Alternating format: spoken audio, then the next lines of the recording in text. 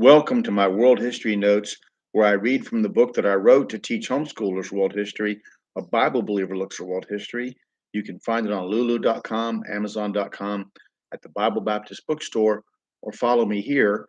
And if you're of a mind, subscribe to my channel.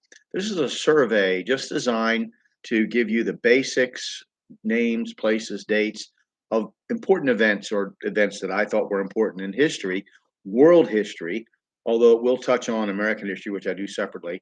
Um, and you're not going to agree with might be my conclusions. You might not even agree. You might even be offended by what I say. But the important thing for me is that you come to a conclusion about world history, and that you were to be able to say, "Well, I studied this, and my opinion is, or I believe, or this is the truth." I mean, however you want to put it. And so, I just hope you have an opinion. That's what I want to see, is that you come up with something on your own. We should all be conversant, well, especially Christians. This is a Bible believer's perspective, not a Muslim, not an atheist, not a Roman Catholic, not even necessarily a Baptist who doesn't believe the Bible, literally. Um, and of course, we can discuss fundamentalism and how I don't believe they actually believe the Bible literally, and that kind of stuff some other time. But this is world history, and I'm hoping that you will get into it and dig into it. So we're going to talk about Karl Marx and a little bit about slavery in the world at the time that we're discussing, in the early 1800s. So I'm going to begin. And in the society of Europe, the increase in technological advances, industry, and the consolidation of power around the world in the hands of a few major powers all helped to create a rehashing of old philosophies and unrest among the exploited mass of people who worked in unsafe conditions and lived in squalor. The rise of the popular press and newspapers made communicating the unrest easier, like the internet does today. Governments that had been used to absolute authority over their subjects, like France, experienced growing unrest, which culminated in the Revolution of 1848. Philosophers like Hegel created an intellectual climate whereby revolutionary philosophers such as Karl Marx came into prominence. Dissatisfaction with the state church of England, the Anglican Church, and its stranglehold over advancement in society helped create a demand for Charles Darwin's theories and their propagation by his own version of Paul, Thomas Huxley. Born into a German Jewish family that converted to Christianity, Karl Marx issued his prophetic The Communist Manifesto in 1848, one of the three men who helped create the modern anti biblical view of the world. The others were Charles Darwin and Sigmund Freud.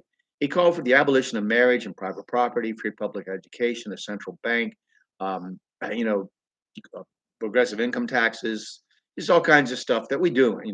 As much maligned as Karl Marx has been, and as much of a failure nations that claim to follow his philosophy are, the United States of America, the most powerful nation on the earth at this time, has adopted or is moving toward virtually all of his demands. Even our popular uh, groups, Marxism is no longer, communism is no longer thought of as evil as it once was, and Marxism is. You have like groups like Black Lives Matter. The leadership even says they're Marxist trained, and so that it's become mainstreamed. It's not thought of as the threat among many people in this country as it once was, and it is a threat. The Communist Manifesto is free in numerous places online to read, and is a real eye opener to what has been happening in the world over the last 150 years. The foundation of the philosophies that came out of the minds of the intelligentsia, that's the intellectual elite from the Russian intelligentsia, were the great Christ rejecting philosophers of this period. Some worthy of note have been already mentioned. Hegel, who developed what is called Hegel's Dialectic, followed by everyone from Marx to modern civil rights leaders. Hegel was influenced by the works of previous philosophers such as Spinoza, Kant, Rousseau, and Goethe. He was also fascinated by the upheaval produced by the French Revolution. He himself influenced Marx and Engels, the most outspoken communist philosophers, as well as Kierkegaard and Feuerbach. Um, Hegel's dialectic states, in my understanding, that history moves forward when a thesis or proposition encounters an antithesis or counterproposition, and what the result of the conflict produces is called a synthesis, which contains elements of both. The assumption of all these philosophers is that man is getting better all on his own, and that God either does not exist or is irrelevant except as a source of conflict. The study of the word dialectic is important to the study of worldly philosophy. Hindu, Socratic, and Buddhist dialectic all can be characterized by an upward evolution rather than the biblical devolution, which states clearly that mankind is only getting worse and his or her hope is individually the indwelling of the Lord Jesus Christ and collectively his physical return to the earth. The characteristic of all atheistic and satanic religious belief is that mankind is on an upward journey by virtue of his own ability to reason and to attain a certain spiritual level on a golden age of justice and peace. Now, I know with the climate in our country today and around the world, there'll be a lot of people who disagree with what I just said. That's fine. Please study it and have your own opinion. And I appreciate that. We'll respect that you do have an opinion. Now, talking about slavery at the time, the issue of slavery came to the forefront in Europe's drive to end the outrage. In America, the issue also became one that threatened to tear the new republic apart. From the beginning of the formation of the USA, there were elements who were not wholeheartedly in agreement with the Union, the Constitution, or the power of the federal government, preferring to retain most of the political power in state governments. First, with regard to trade tariffs, the desire to uphold a, quote, right of nullification, where an individual state could nullify a federal law within its own borders that it felt threatened its own sovereignty. Then slavery became an issue when the great abolitionist movement began to take root in America following its success in England. Slavery was known in the southern United States as that peculiar institution, and many clung to the right to own slaves as a foundation of their freedom, and for a period of at least 40 years before the American Civil War expressed their willingness to abandon the Union of the United States for it. There was, however, a particular Christian groundswell against slavery, which became much more a profitable practice after Eli Whitney invented the cotton gin, which removed the seeds from cotton. Until its invention around 1793, removing those seeds was very labor intensive. After its invention, the slavery system in the United States was much more sustainable, and the slaves used in harvesting of cotton was much more efficient. Many preachers preached sermons against the institution of slavery.